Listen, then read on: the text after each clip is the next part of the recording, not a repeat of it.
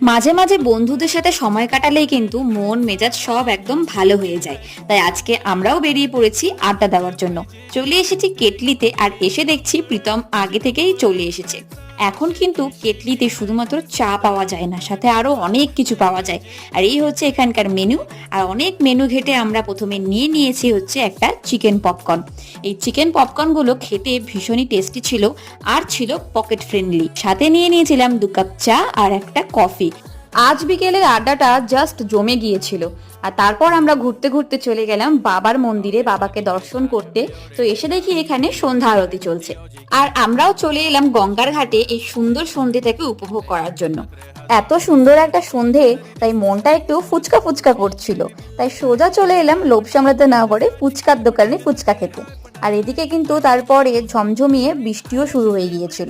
তোমাদের যদি ভিডিওটা ভালো লেগে থাকে তাহলে কিন্তু লাইক করে দিও। Bye bye.